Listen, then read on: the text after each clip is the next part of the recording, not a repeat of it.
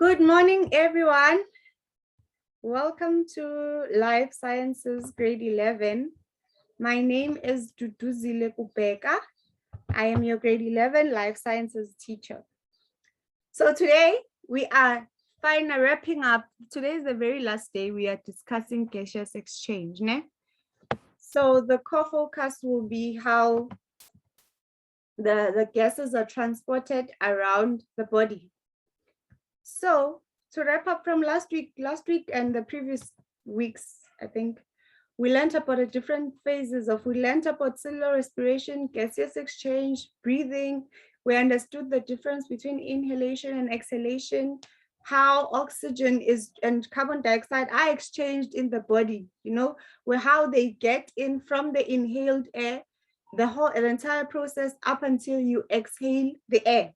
So if you have any questions regarding that, feel free to message me here in class. You can just send a message directly to me here on Zoom or the email address that I provide at the end. You can also contact me there to assist you with your homework or anything life sciences related. So feel free to do that now. So right now we are discussing transport of gases around the body. So oxygen is transported in the blood. This we've covered already. We know that. From inhaling the air, it will be transported across many other cells and functions in your body up until it reaches the blood. And then when it's transported to the blood, then it will be pumped from the heart to all the other blood cells and organs that need the oxygenated blood.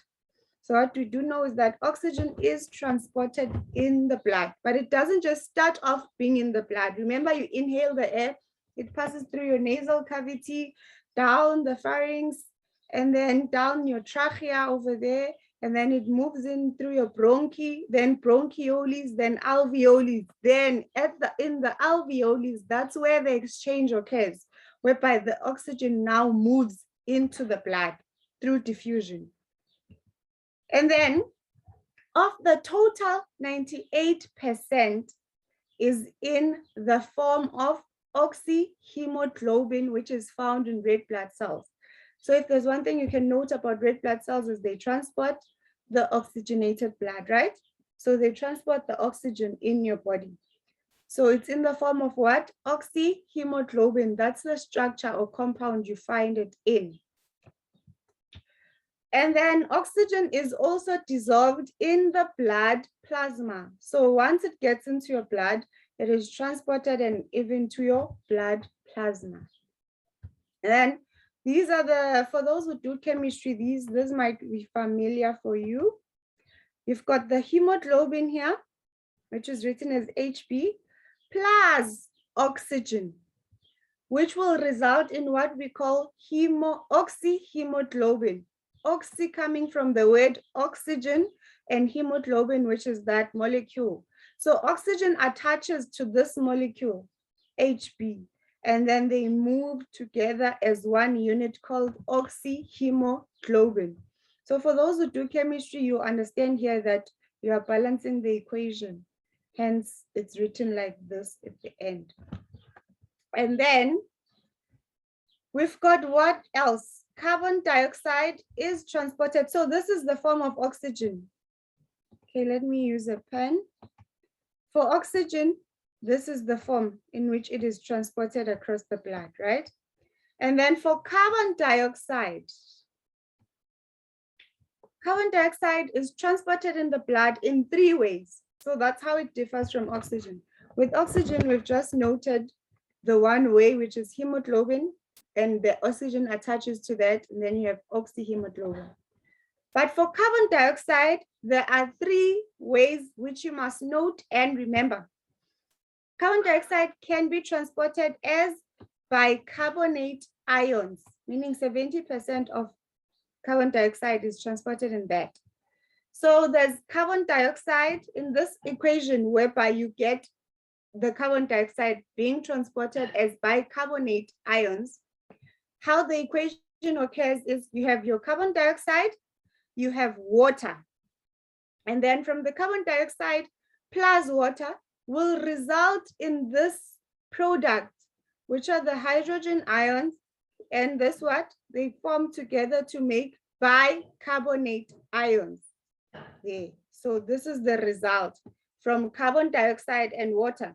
You shouldn't be surprised when you see carbon dioxide and water as an input in this reaction. Why? Because if you remember cellular respiration, with cellular respiration, you have the sugar that is broken down. But how does it get broken down? It requires oxygen. So to break down the glucose in your body, the sugar is glucose plus oxygen. And the products from there will be what? Carbon dioxide, water, which is the H2O, plus energy.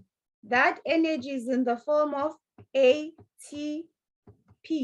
This is the formula for cellular respiration. Excuse my handwriting, please. Cellular respiration. So you see the products of cellular respiration, which is carbon dioxide and water, are the inputs here, which makes sense. After your glucose is broken down, the resulting products are what? Carbon dioxide and water. And then for that carbon dioxide to be transported, it will react together with the H2O to form what we call the bicarbonate ions. So that's one way you can transport carbon dioxide in the blood. The second way is through what? You have the hemoglobin that was also present there in how oxygen is transported, remember? So there's the hemoglobin molecule. It combines with the carbon dioxide molecule this time instead of binding with the oxygen molecule. So when hemoglobin binds with carbon dioxide, it results in what we call carb-amino-hemoglobin. So it's carb-amino-hemoglobin because you've got that carbon dioxide and you've got the hemoglobin. So that's the second way. But you only find 23% of the carb-amino-hemoglobin in your blood. And then the last 7% that you find in which carbon dioxide is transported is through dissolving. So the carbon dioxide will dissolve in blood plasma as carbonic acid. So you will have your carbon dioxide and water. Again, these are the products of cellular respiration.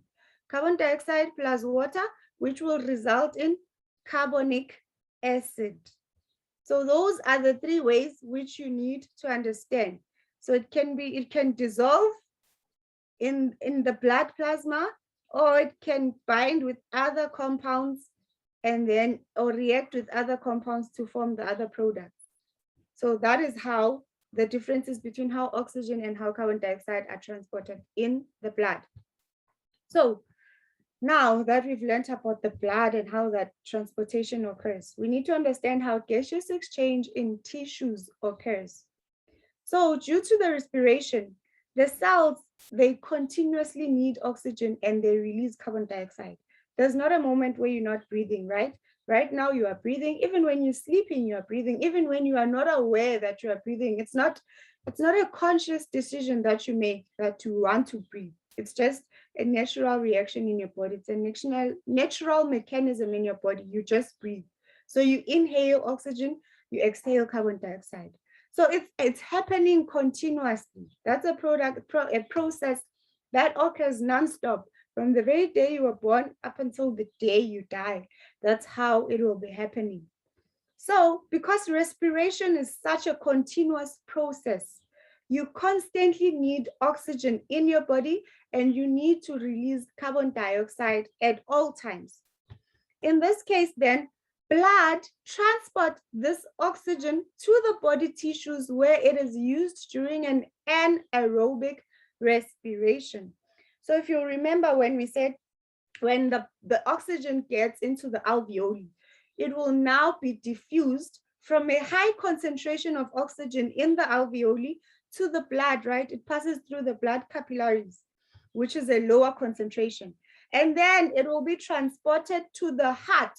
When it gets to the heart, the heart will pump that oxygen to the rest of the cells and tissues of the body and organs of the body that require the oxygen. So even during anaerobic respiration, that oxygen will be able to be transported to those tissues, meaning it can be able to carry you throughout such moments where there's no oxygen present. You know, at those times, the blood, the oxygen that's in the blood can be able to sustain you for that little while. Remember, guys, if you have any questions, feel free to raise your hand or send a message and I will respond to it in class. If you don't want them to see you asking a question, you can just send a message privately to here on Zoom, right? And then the concentration of oxygen will become higher where? In the blood capillaries near the tissues. And so oxygen will then diffuse from the blood capillaries to the tissue cells. So where did it start? It started from the alveoli. Remember those bulges that we saw last week? The bulges there that are alveoli.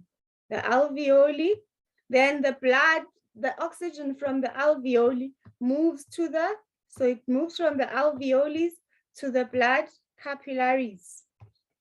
So the high concentration of oxygen was in the alveoli. Then it diffused to the blood capillaries. Now at this instance, from the blood capillaries to the tissues, it means here, if the capillaries that will have more oxygen than the tissues, again, the process of diffusion takes place from a region of high concentration of oxygen to a region of low concentration of oxygen. That's how it will then be diffused to the tissues which are found near these capillaries. And that's how the diffusion occurs, and that's how oxygen will end up in the tissue cells. And then that was the process of oxygen, which is one way. The other one now, the reverse of that, is the transportation of carbon dioxide, which needs to be excreted or exhaled, removed from your body to the external environment, because your body does not need it in its system to function. It only requires oxygen. Carbon dioxide is merely formed as a byproduct. So now this carbon dioxide that was formed as a byproduct needs to be removed from your body. So what happens there? This carbon dioxide that is found in the tissue cells, at this moment, it's exactly the reverse of how oxygen is transported. In the tissue cells, there's a high concentration of carbon dioxide. It will then move to a lower concentration of carbon dioxide to the blood capillaries, remember? So it will move from the tissue cells to the blood capillaries through a process called diffusion, again, from a high concentration to a lower concentration, which is found in the capillaries. From the blood capillaries, this carbon dioxide will then move back into the alveoli. And then the alveoli, from the alveoli through to the bronchioles, then to the bronchi, then through the trachea, and all the way up until it gets out through your nose or through your mouth. So it's the reverse. So with the carbon dioxide, the transportation of carbon dioxide until excretion, it will occur like this. But the formula for oxygen up until it gets in your tissue cells is this one, the reverse. So if you master the one, if you understand just how oxygen is transported, you will think of the transportation of carbon dioxide as the reverse of that reaction. So as happens in the alveoli, gaseous exchange will take place by what? By diffusion, like I've just explained. Diffusion is the movement of gases from what? From a high concentration to a low concentration. So that's why now carbon dioxide will diffuse out of the tissues into the blood capillaries. And then that deoxygenated blood will then be transported to the heart and then the lungs via the pulmonary artery, whereby when it gets to the heart, it will then be pumped back, right? And then from the artery there, which will transport it to the alveoli and then out of your body. So this is a diagram you might get just to explain what we've just explained over here. The red, remember I said when you see red here, you should just note it represents the oxygenated blood. And then the blue will represent the deoxygenated blood. Oh, let's see here. Tissue fluid enters the capillary. Which one is this one that's entering the capillaries? It's from the tissue fluid, it's the carbon dioxide. Remember, we are on the blue side. So it's the carbon dioxide or the deoxygenated blood that enters the capillaries from the tissues through a process called diffusion. So it's the high concentration of carbon dioxide in the tissue moving to a low concentration of carbon dioxide in the capillaries.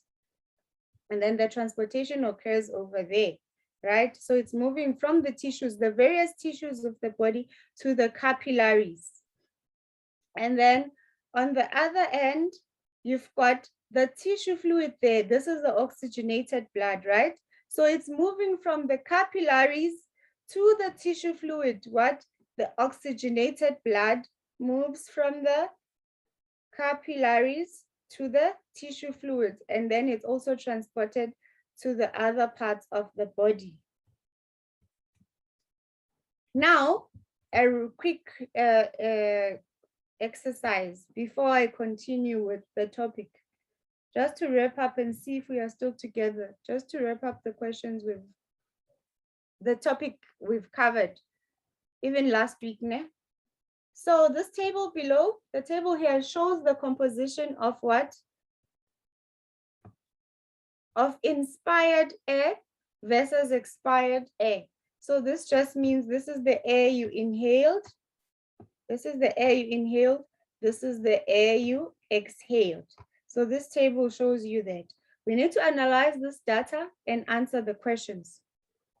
So you need to study before you even attempt to reading your questions. Please make sure you read the information presented to you so that you just get a clear picture. A lot of the times, the mistake students make is to rush to the questions and not pay attention to the information provided for you. This information is provided for a reason. So I need you to read it, no matter the subject, actually. Whatever information you are given before the questions, read that, understand that, then you will move on to the questions. It will not help you to rush to the questions before you even read the information presented to you. So this table here, we've got here a column that's noted as labeled as gas. What gases are there? Nitrogen, oxygen, and carbon dioxide. And then there's atmospheric air. So this is the air that's around us in the atmosphere. Yeah? So it indicates percentages. So you find that in the atmosphere, there's 79% of nitrogen, there's 20.96% of oxygen, and there's 0.04% of carbon dioxide. And then this is the inspired air, meaning the air that you have inhaled. This person here, in this scenario that we are reading right now, this person has inhaled 79% of nitrogen, 18% of oxygen, and only 3% of carbon dioxide. And then the very same person, through this reaction, was able to exhale 79% of the nitrogen, meaning there's 79% in the atmosphere. This person inhaled 79%, and then again, they exhaled the very same 79%. But the difference now comes here. With oxygen in the atmosphere here, there's 20.96% of oxygen. This person inhaled 18% of the oxygen there. And they exhaled what? 14% of that oxygen. So there's a difference here from what was inhaled to what was exhaled, right? They're not equal. The same thing happens with carbon dioxide. There was 3% that was inhaled, and then there was 7% that was exhaled. So again, there's a difference here. The difference with oxygen is the oxygen you inhaled versus the oxygen you exhaled has decreased, right? It has decreased. Let's indicate with the arrow. Here it's the same, so I'll just write equal sign. And for carbon dioxide, the carbon dioxide you inhaled and the carbon dioxide this person exhaled has changed by what? It has increased now. So we'll study the table and then understand. So already, before I even read the questions, there's already a correlation that I found, right? So it's clearer now. I understand better. So by the time I read the questions, I'll be able to probably answer certain questions because I've already seen a correlation in the data.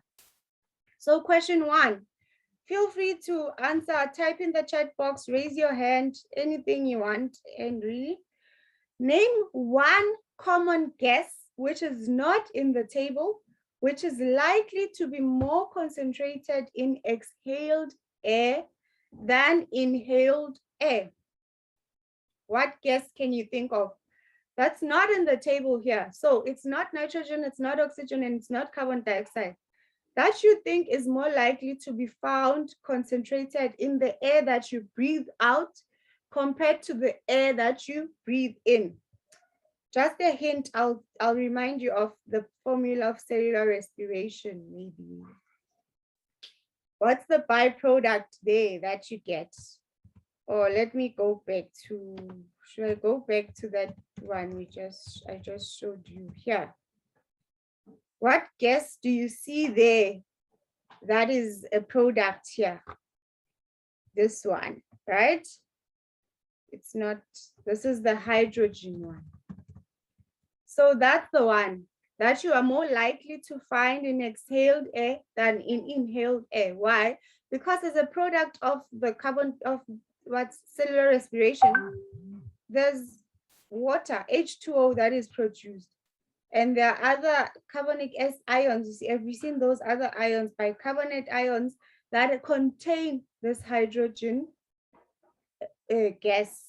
So this is the one that's more likely to be found. There are various other reasons as well, especially for people with problems in the respiratory system who have a lot more hydrogen gas exhaled. So, but that's just partly the reason. You know, when you have problems with the respiratory system, then it's not functioning properly. The exchange of gases is not functioning properly. That's why you might find that a lot more hydrogen gas is excreted or exhaled.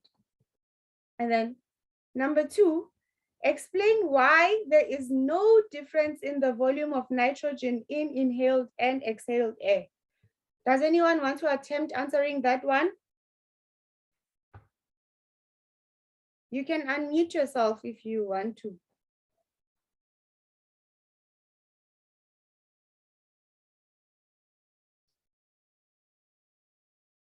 Simpure, do you want to answer? Yeah. My answer is that humans can't absorb humans can't utilize nitrogen through respiration, but can take it through vegetation or animals that have eaten something with nitrogen. Oh, well, now you know your work, ne? Thank you so much, Simpure. Thank you. As Simpure had said, humans cannot utilize the nitrogen. Our bodies do not use, or they do not need nitrogen.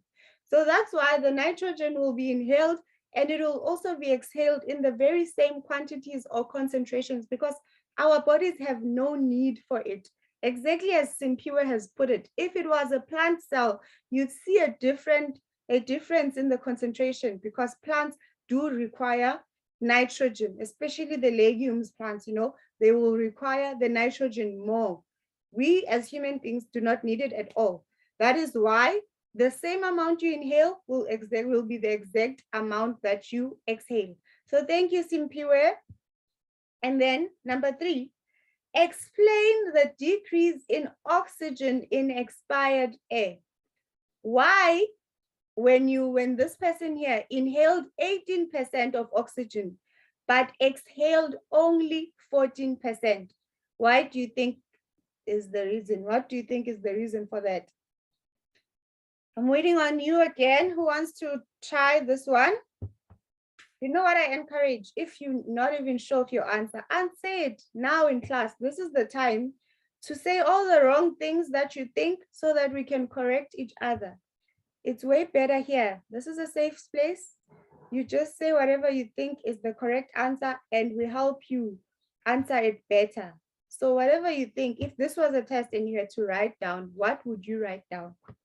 One thing I always encourage my students, never link a blank space. Never ever skip a question and not answer.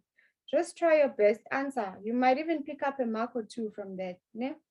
So never ever leave a blank space. So why do you think there's less oxygen exhaled? Here, there was 18% inhaled, 14% exhaled. What happened to the other 4%? 18 minus 14 is 4, right? What happened to this missing 4%? Where is it? What happened to it? Is anyone going to answer? Should I go on? Okay. Why then? You remember the answer about nitrogen. The reason you excrete the same amount of nitrogen as the ones you inhale is because your body had no use for it. But with oxygen, your body needs this oxygen, right?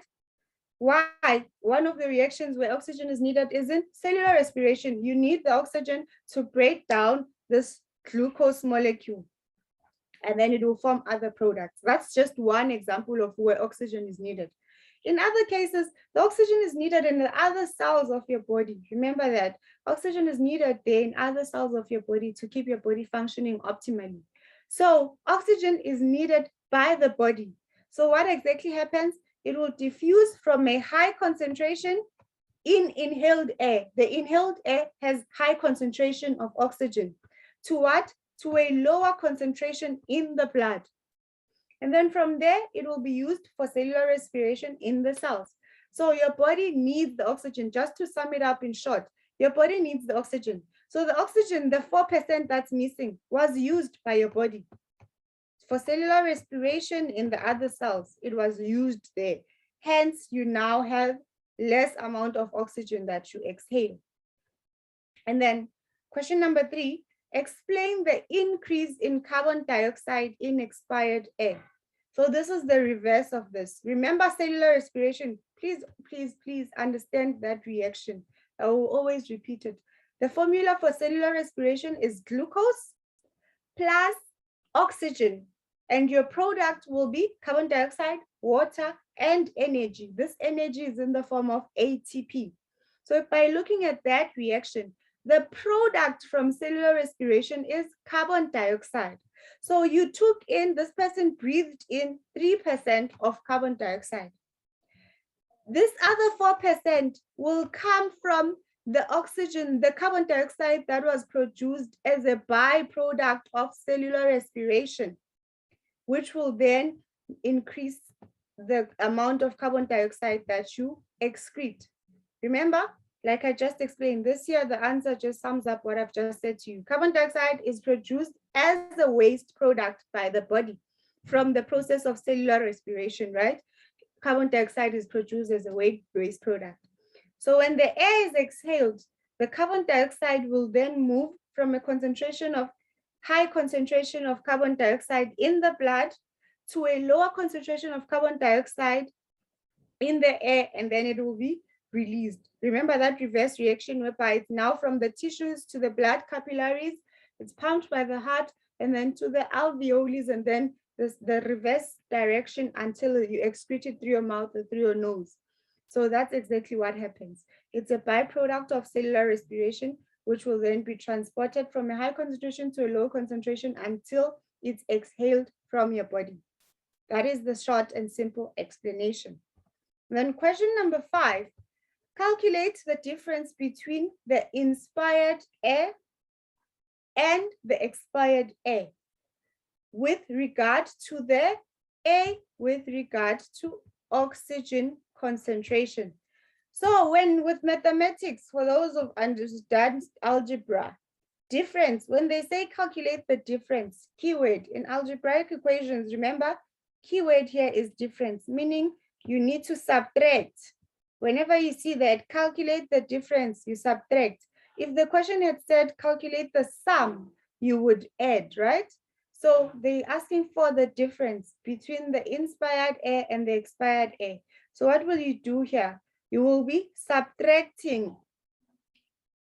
So with A, the concentration of oxygen, we are subtracting the difference between inspired air and expired air.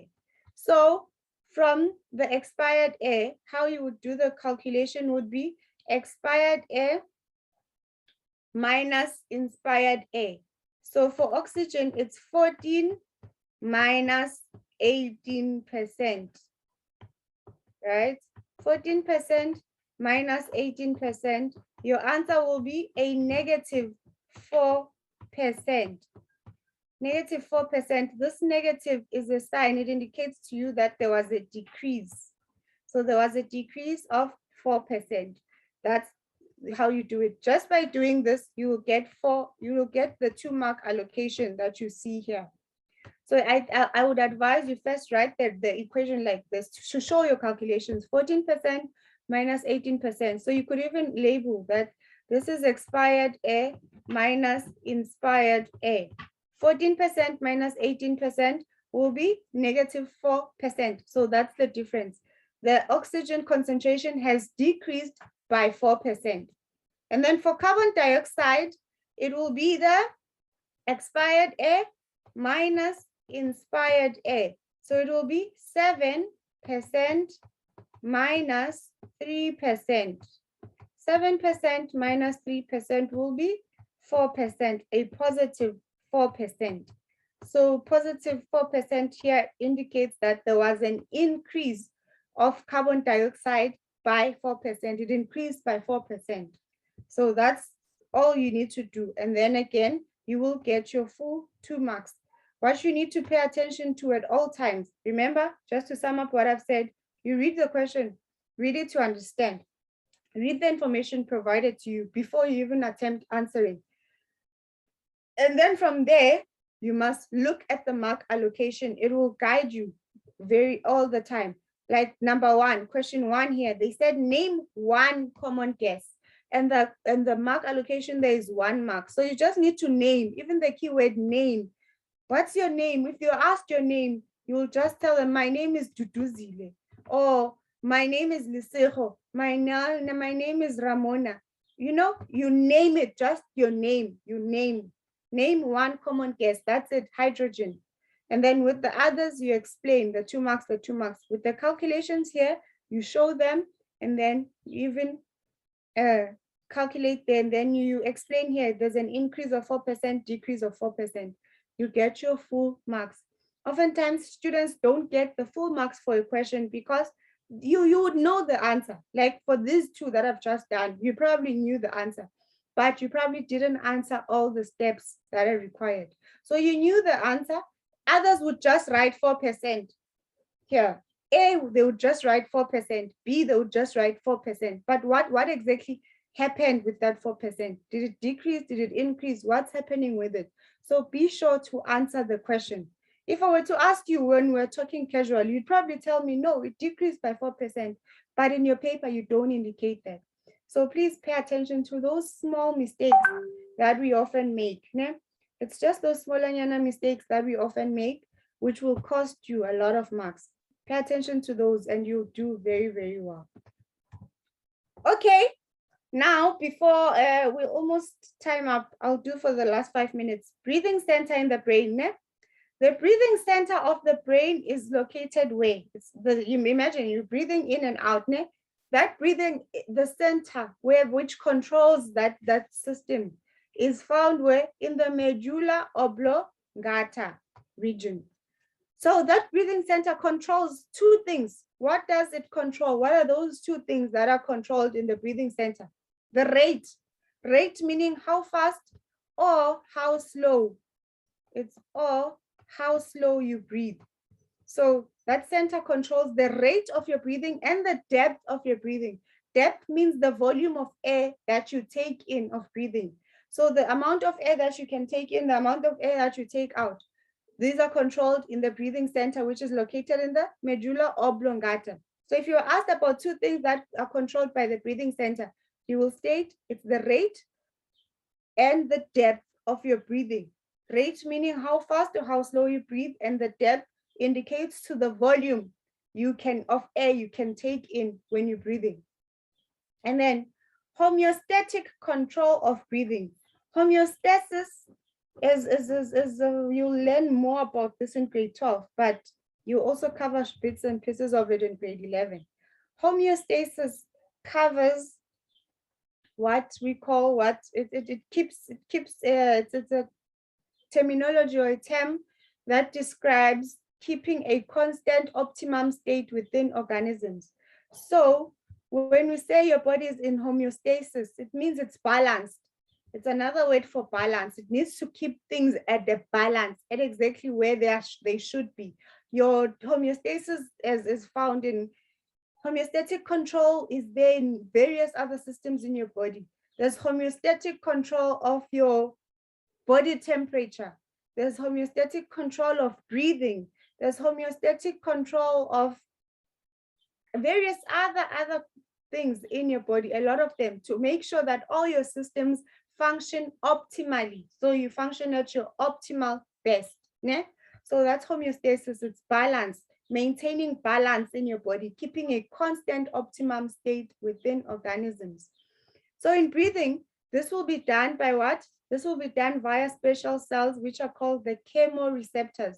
These are chemoreceptors. They recept, like it's like signals. As soon as something changes in your breathing system, any chemical changes, any gas changes, they get that message and they communicate it quickly so that a change could occur quickly to reverse any change that might negatively affect your body.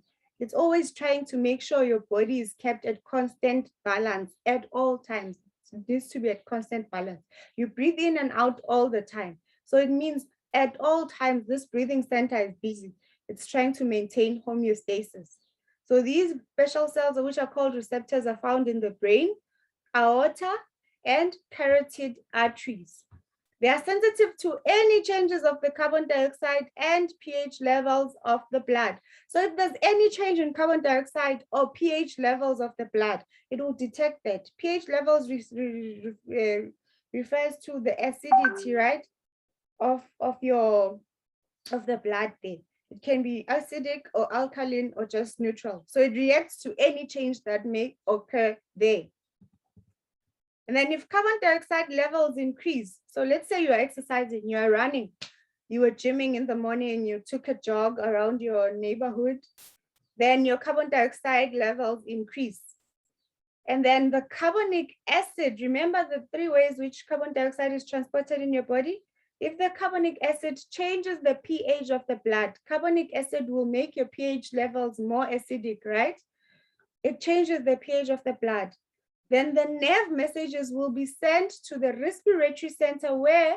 In the brain, in that medulla oblongata, which is the base of the cerebellum of the brain.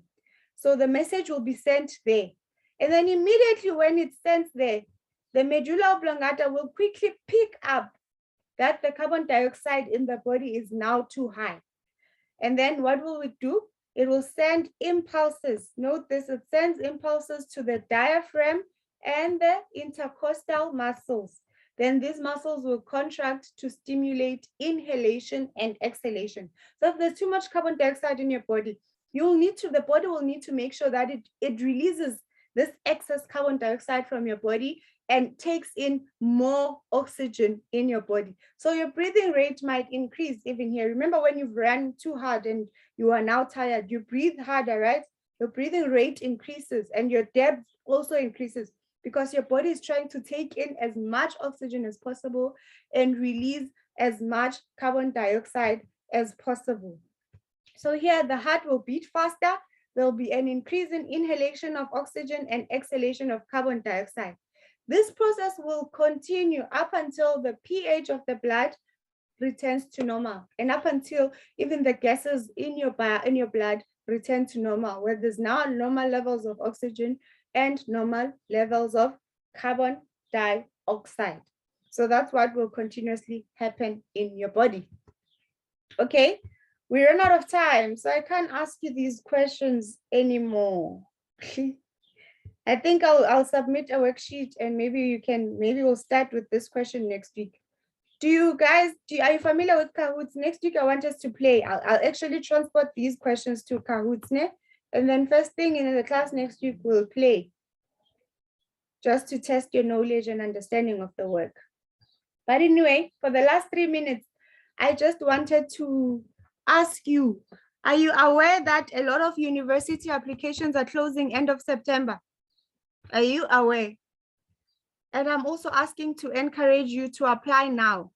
With a lot of these institutions, if you apply online, your application fee will not be charged. It's usually free of charge for a lot of institutions, not all of them, just others. If you do your application online, then it will be free and you can be able to submit to as many institutions as possible. So please, before you apply, I need you to take note of your, what is this? Your total APS score, right? You need to check that. So before you choose which institution you go to, look at your results, be very realistic with yourself. Look at what you were able to attain throughout the years, and even just this year, look at your results, your latest results. Your grade 11 result is needed. It's very important. And your grade 12 results also. Look at them, compare, and calculate your APS score. After calculating your APS score, look at the institutions you want to go to, look at the courses you want to study. Read the requirements. They will always tell you what the requirements for the specific courses are. They will tell you probably need level 5 or level 6 in maths, and then level 5 or level 6 in English, depending on whatever you want to study. So please look at all of that. Look at the requirements, compare them with the marks that you have, because they will provisionally accept you based on the marks that you have. And then apply for a course in whose requirements you meet. Because if you don't do that, if you apply at an institution where they require an APS of 40, and when you count yours, you only have an APS of 30, they will not take you unless some magic happens. And let's say if by luck you pass at the end of the end, you pass very well. Remember, right now it's provisional acceptance, right? So you need to make sure they accept you with the marks that you have right now. So look at those requirements. They are very important. A lot of people just apply for the sake of applying and they never check the requirements. You'd find that in vets, you probably don't qualify to get into, but in a different institution, maybe you are able to get accepted because you meet their requirements. So go where your requirements, in which their requirements you meet, and then you up your chances of being accepted to university. Remember, applications are closing end of September. So hurry up, don't sleep on yourself, guys. You don't want to find yourself in January having nowhere to go. And then now you're stressed. You can't go to school, you can't go to varsity or anywhere else. Plan your life right now, ne? Please plan, plan, plan. Nothing will happen by magic. Nothing will fall on your laps. You need to plan, you need to apply. Apply to the schools, apply yourself. And most importantly, all the best with everything. I will see you next week. And thank you for attending, ladies and gentlemen. Remember my email address if you have any questions. I'll always respond. Thank you so much. Bye.